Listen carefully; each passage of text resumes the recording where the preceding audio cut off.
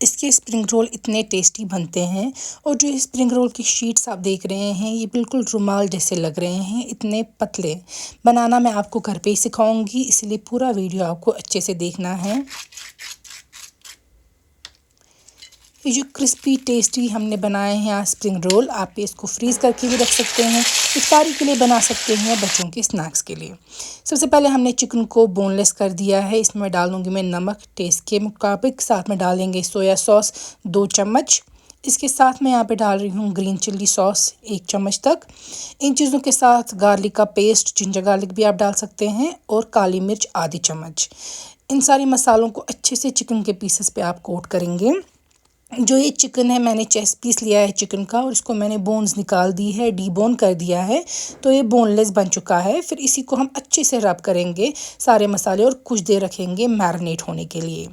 यहाँ पे मैंने ली है कैबेज, इसको मैंने श्रेड किया है, तो कैबेज को हम श्रेडेड यूज़ करेंगे। अगर आपके पास घर पे गाजर है आप वो भी डाल सकते हैं। मैंने यहाँ पे शिमला मिर्च डाल दिए हैं बहुत बारीकी से जूलियंस में काट के। जो कैबेज और शिमला मिर्च है इसमें मैं नमक डाल दूँगी, नमक आप डालिएगा अकॉर्डिंगली क्योंकि आपने चिकन में भी डाला होगा। विनेगर डाल देंगे या सिरका 1 बड़ी चम्मच। साथ में डालूंगी मैं यहाँ पे चीनी आधी चम्मच 1। इन चीज़ों के साथ मिक्स करेंगे कैबेज और शिमला मिर्च को, और कुछ देर ऐसे रखेंगे। इनमें पानी भी आ जाएगा एक्स्ट्रा, वो फिर निचोड़ देंगे। यहाँ पे हम बनाएंगे अब आटा। यहाँ पे ले रही हूँ मैं मैदा 1.5 कप, 1.5 कप्स मैं ले रही हूँ मैदा। साथ में मैं लूँगी यहाँ पे आधा कप कॉर्नफ्लावर, और इन चीज़ों के साथ मैं डाल दूँगी यहाँ पे नमक थोड़ा सा। साथ में मैं डाल रही हूँ यहाँ पे तेल आप डाल दीजिएगा 2-3 बड़े चम्मच तक। फिर इसमें जाएगा 1 अंडा, क्योंकि ऑलरेडी ये चिकन का बन रहा है तो अंडे से प्रॉब्लम नहीं होनी चाहिए आपको। इसमें हम पानी डालेंगे हल्का हल्का करके और मिक्स करते जाएंगे। हमें ये रनिंग कंसिस्टेंसी का बैटर चाहिए, तो पानी एक साथ नहीं डालेंगे आप, हल्का हल्का करके, जब तक आपको लगे कि कंसिस्टेंसी ऐसी है जो ना ज़्यादा गाढ़ी है ना ज़्यादा थिन है। वाटरी होना चाहिए लेकिन ज़्यादा नहीं, ये रनिंग कंसिस्टेंसी का होना चाहिए। और कुछ देर आप इसको ऐसे रखेंगे और कॉर्नफ्लावर की मदद से ये और भी ज़्यादा गाढ़ा हो जाएगा। 5-10 मिनट आप इसको ऐसे रखेंगे। उसके बाद हम इसको इस तरीके से जो फ्राइंग पैन होता है उस पर तैयार करेंगे। एक लैडर लेंगे आप, उसमें जितना आएगा वो डाल देंगे आप इस तरीके से फ्राइंग पैन पे। इसको स्प्रेड करेंगे अच्छे से, और आप देख सकते हैं ये एक ही साइड से आपको कुक करना है, दूसरे साइड से नहीं। और जिस साइड से आप कुक किया होगा उस तरीके से उठाएंगे आप, और बहुत ही पतले आपको जो ये शीट्स हैं स्प्रिंग रोल की ये मिल जाएंगी। सेम वे में आप ये सारी बनाएंगे। याद रखिए एक ही साइड से इनको कुक करना है और फिर फ्लिप करके तवे पे से डाल देना है ये सारे शीट्स प्लेट पे। बहुत ही पतले अच्छे स्प्रिंग रोल के शीट्स बनते हैं इस तरीके से। कंसिस्टेंसी अगर आपको लगे कि गड़बड़ हो गई है आपकी तो फिर वो एडजस्ट करिएगा और ट्राई करते जाइएगा। यहाँ पे ले रही हूँ मैं मस्टर्ड ऑयल एक पैन में, जिसमें कि हमें अब बाकी कुकिंग करनी है। तो क्वांटिटी उतनी ज़्यादा नहीं लीजिएगा, जितने में चिकन फ्राई करना है उतना ही लीजिएगा। तो ये देखिए इसमें हम डालेंगे ये मैरिनेटेड चिकन, सारा मैरिनेट लेकर, और इसको आप थोड़ा सा ब्रेक करते जाएंगे। बाकी बाद में आपको इसको एंड पे चॉप करना ही है फाइनली। तो इसको आपको फ्राई करना है, इसमें ब्राउन निशान भी आएंगे, फ्राइंग के स्पॉट्स। अच्छे तरीके से आपको चिकन को फ्राई कर देना है। फ्लेम आप रखेंगे मीडियम या हाई, वो ज़रूरी नहीं है। चिकन को फ्राई करने के बाद हमें इसको बाद में चॉप कर देना है, लेकिन फ़िलहाल आप चिकन के पीसेस को अच्छे से फ्राई करेंगे। और इन बिटवीन अगर आप इस तरीके से वुडन हैंडल से इसको थोड़ा सा ब्रेक कर सकते हैं तो ब्रेक भी कर कीजिएगा। तो चिकन जब प्रॉपरली फ्राई हो जाएगा उसको आप निकालेंगे। यहाँ पे देख सकते हैं आप इसमें कितना अच्छा कलर आया है, और इस स्टेज पे आपको स्मेल भी, इसकी अरोमा भी बहुत ज़्यादा अच्छी आएगी। तो आपको समझ आ जाएगा कि जो इसमें मैरिनेशन वगैरह है वो परफेक्ट है।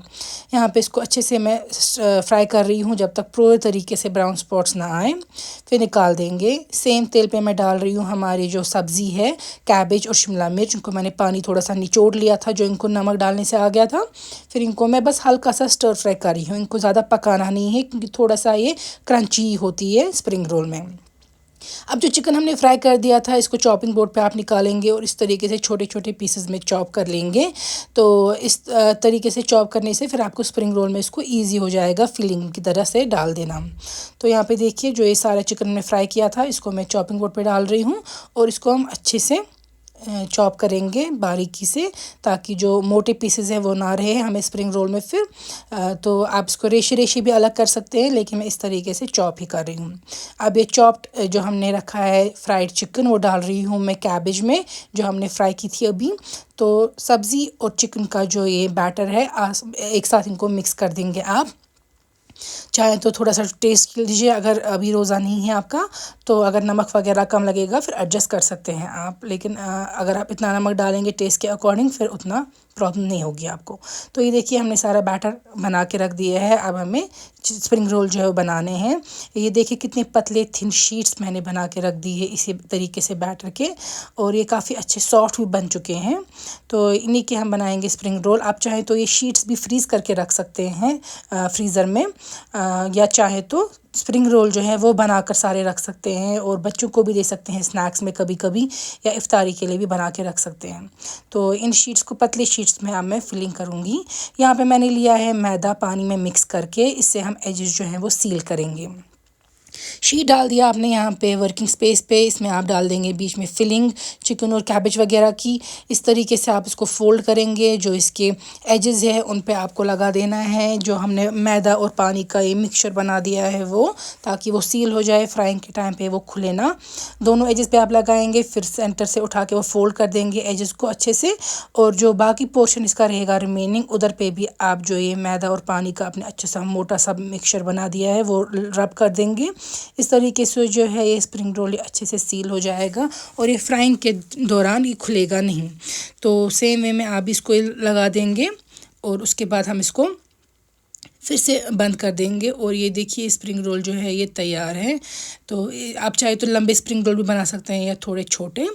दूसरे में भी मैं आपको दिखाऊंगी और अच्छे से, ताकि आपको प्रॉब्लम ना हो बनाने में। ये देखिए हमने यहाँ पे रखा है ये स्प्रिंग रोल का शीट वर्किंग स्पेस पे, सेंटर में फिलिंग रखी है।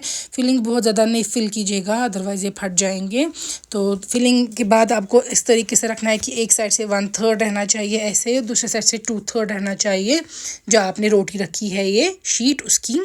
फिर आप लेंगे जो हमने बनाया था ये मैदा मोटा करके पानी के साथ मिक्स करके वो, और ये रब करेंगे अच्छे से जेनरसली साइड्स पे, और फिर जो साइड्स है उनको भी आप बंद कर देंगे, सील कर देंगे।